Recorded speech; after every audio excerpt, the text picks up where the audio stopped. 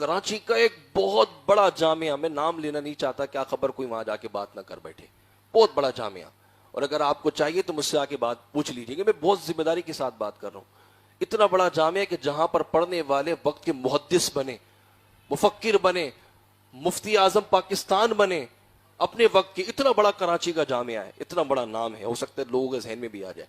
وہاں پر 32 سال تدریس کرنے والے جو استاد گرامی ہیں، کچھ سال پہلے اپنی بیٹی کی شادی پر قرضہ لیا تھا، قرضہ نہ اتار پائے، سیلانی ویرفر سے مزید قرضہ لے کے ان کا قرضہ اتارا، اب سیلانی والوں کا قرضہ اتار رہے ہیں.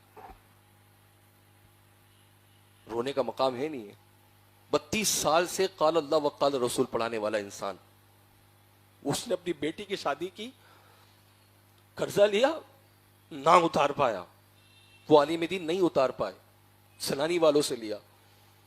اور یہاں آپ ایک نعت خواہ کو بلانے کے لیے 2-2.5 لاکھ روپے اس کے صرف سیٹ پہ لگا دیتے ہو، صرف سیٹ پر 60-70 ہزار کے پھول لگے ہوتے ہیں جو 2 گھنٹے کے بعد سڑک کی زینت بنے ہوتے ہیں، اور 2-2.5 لاکھ روپے اس کو نذرانہ لوٹا دیا. پنجاب بلایا ہو، پنجاب سے بلایا ہو تو آنے جانے کا ٹکٹ بھی دے دیا آپ نے.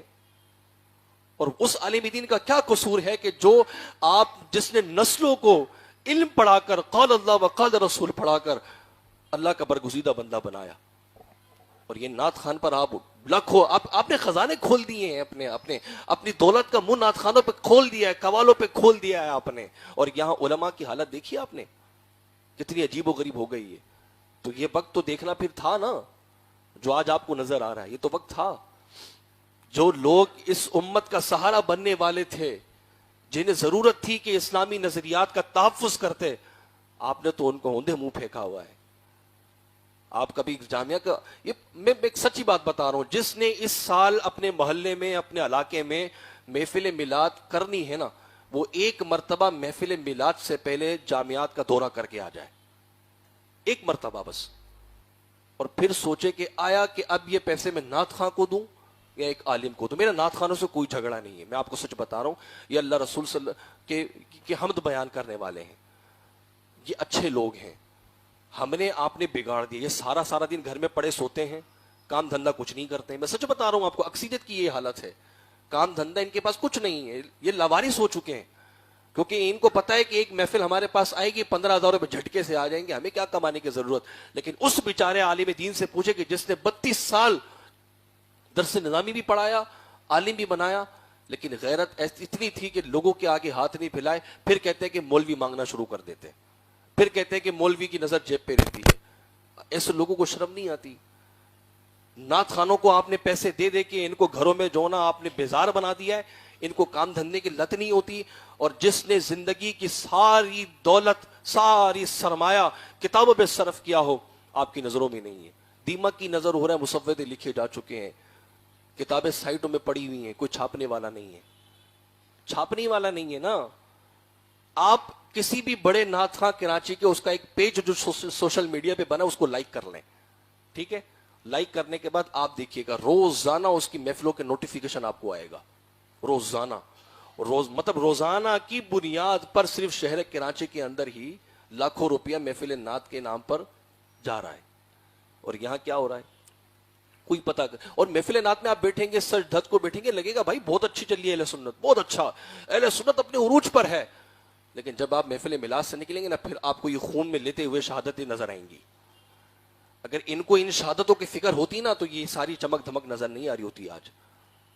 تو ہم نے اور آپ نے اب لگام ڈالنی ہے، ذرا تیار ہو جائیں، خدا را اب ذرا تیار ہو جائیں. کیونکہ جس خطے میں، جس علاقے کے ہم ذمہ دار لوگ ہیں، یہاں یہ لوگ یہیں سے گئے ہیں. اگر یہیں سے انشاءاللہ ان کے خلاف ایک بات اٹھائی جائے اور مثبت طریقے سے اہل سنت کی سوچ کو آگے لیا جائے، میں سمجھتا ہوں کہ شاید جو آج ہم دیکھ رہے ہیں یہ وقت گزر جائے گا. یہیں سے اگر چلیں، یہیں سے اگر ہم لے کے چلیں، یہیں سے اگر ایک بنیاد کو دوبارہ اٹھائیں، تو وقت یہ ہے کہ اہل سنت کو اللہ تعالیٰ دوبارہ عروج عطا فرمائے. شاید پھر کوئی شائع و نورانی ہمارے اندر پیدا ہو جائے، کیونکہ اللہ کی رحمت ممکن ہے نا. شاید کہ پھر کوئی شاہ راب الحق قادری جیسا جذبہ کوئی لے کے آ جائے، شاید کہ کوئی پھر ہمارے سامنے آئے عبد الرحمن نیازی جیسا. جب ہم نے یہ ساری چمک دھمک نعت خانوں پہ لگا دیے تو اللہ رسول کی بات کون کرے گا بھائی؟ میں بار بار یہ ذکر کر رہا ہوں کہ اپنی محفل میلاد کا جائزہ لے لیں. ہمیں وہ محفلیں چاہیے کہ جس میں چمک دمک نہیں تھی لیکن لفظوں کی چاشنی اتنی تھی کہ یہاں سے رسول اللہ کا نام نکلتا تھا، وہ تصور میں مدینہ آ جایا کرتا تھا. یہاں نعت بھی پوری نہیں ہوتی تھی، کہنے والے کہہ دیا کرتے تھے ہمیں رسول اللہ کی زیارت ہوئی ہے. ہمیں یہ محفل میلاد چاہیے. ہمیں یہ محفل میلاد نہیں چاہیے جو آج کل ہو رہی ہے کہ ایک عالم دین 365 نعت خواں. یہ کوئی محفل نعت ہے؟